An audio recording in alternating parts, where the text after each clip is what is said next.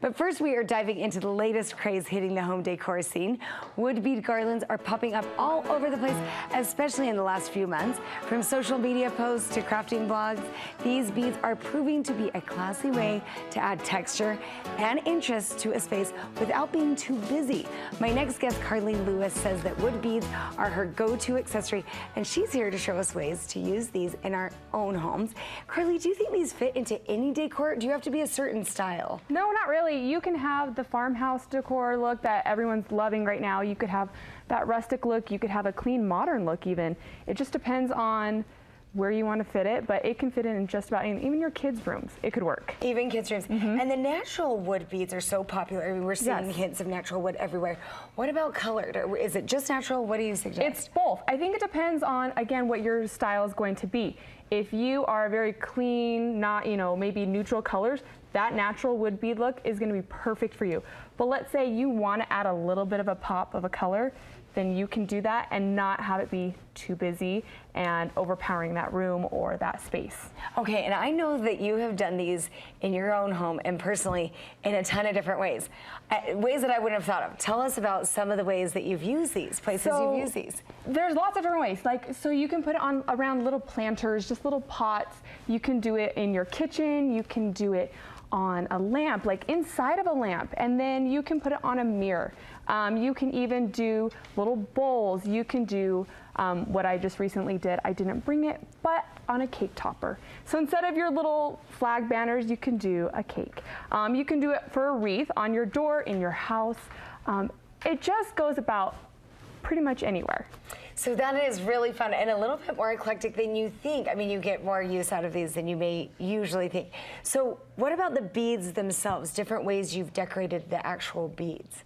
So there's different ways. Like you can do, again, the natural look. You can have the color look.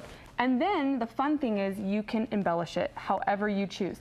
So here I have a tassel look. Again, it's a do-it-yourself version for tassels, so that works as well. And then you can have a neutral color. You can have the fun colors. Another way I did it was incorporating it with a pom-pom garland, which people are loving. Really fun look. Yes, that could be a do-it-yourself version. I personally got mine from Sarah from Apricot Polka Dot because she does amazing work. But you can pair it with things and still not have it be too busy. So be versatile, be open-minded. If you see something, it really looks like you can try almost anything with these. You've used them in interesting places, and you're really doing interesting combinations. Yes. So if we want to make these at home, if this is kind of a home project, what do we need to buy? Pretty much very, very limited things. So you're going to start with your beads, whether they are the big beads that I have over here, and then they get smaller. The biggest one here is about 1 inch big, and then you can get creative with the size. You can get those at your local craft store.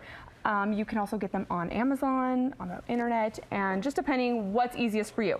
The next thing you're gonna need is the twine, or you can do some type of ribbon. You probably want it a little bit skinnier. So I just got some twine, and then scissors, tape, if you feel like you need to tape the ends so it doesn't fray while you're beating it through. Slides on easily. Some scissors and paint if you decide to paint your woods. Okay, easy enough. Not too many things. No. Pretty simple. So I'm wondering, I want you to show us, give us a demo here, show us how you do this. And I'm wondering, do you lay out the design first? I mean, do you find that's most helpful to say? I do. Especially when you're changing up the size of the beads, which you've done on several of these. Yeah, so like this one here had all the same size, and that was just one look I was going for. This one had different sizes, but I don't want to string it through and realize I don't like it. So what I did was I lay out a few, maybe about half or so, and then think, oh, okay, I like this. Maybe it's a 3-2-1 pattern. So here I have 3 big ones, 2 mediums, and 1 small. And then I switch it up and I had one big one, 2 small, or 2 medium, and 2 medium, or 2 small again. So you just play with it. And then on this one, I have just the little tiny, tiny beads. So I like to lay it out ahead of time. Just because I'm a visual person, I like to see what it's going to look like. Okay, and also some fun combinations that I'm noticing, not just 2-2-2, 1-1-1. Go for some mixed match things. Okay, so you've started one here for us. And I love this, a fun kind of aqua color that you've painted this first one. It's a great spring color, summer color, and even a year-round decor color that's somewhat neutral, but you can have fun. Put some pink, blue, yellow, whatever.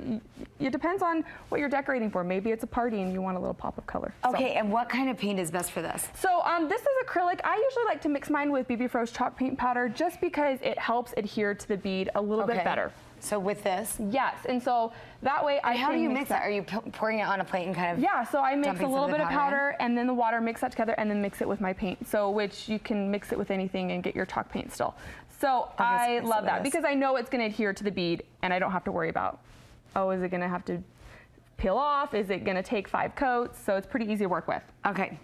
Okay, tricks to stringing the beads. You said maybe tape. Yeah. And we're just kind of putting these on. Yes. What is our pattern? So our pattern here, we have 1 big, 2 medium, and 2 small. Okay. 1 big, 2 medium, 2 small. So what I have over here is I have some others that are painted. Okay. And how I paint these, I actually put them on chopsticks. That way I can hold it steady and I don't have to worry about my fingers ruining the paint right here. And then I stick them in whatever you have. That's a good idea. Just something easy. Stick it in there. Yes. So easy. So you've already got the little the beads going through. So then what we can do is go ahead and take some of them. Yep, grab one of those. Okay. Is that the right size? There we go. So super easy. You can't. I mean, you really can't go wrong with Yeah, you could do this while watching TV. And then that's a perfect craft, right? Right. And what about length of strand? I mean, that's another thing people may wonder. Again, it depends. Like this one, I knew it was going around a vase, so I wanted it smaller. These ones down here below, I knew maybe a mantle or a tablescape, so I do want it bigger. This one, again, it's maybe half the size. So it kind of depends where it's going on how your length is going to be. So, but if you decide to paint it, a little paint, a little powder. Let's see. And do this. Yes. Okay, so Carli, these are so cute and actually quite simple. And they really make a big difference, a big pop. Tell us where we can find out more. Okay, so you can look on my Instagram, Simply Saturday, or Simply_Saturday. I love to be able to post class options. I'm going to be having some coming up. We are going to be making these. Maybe a great summer decor that you're going to have. But you can see them on Pinterest. You can see them on other Instagram, other blogs, and get some great ideas. Perfect. Thanks so much.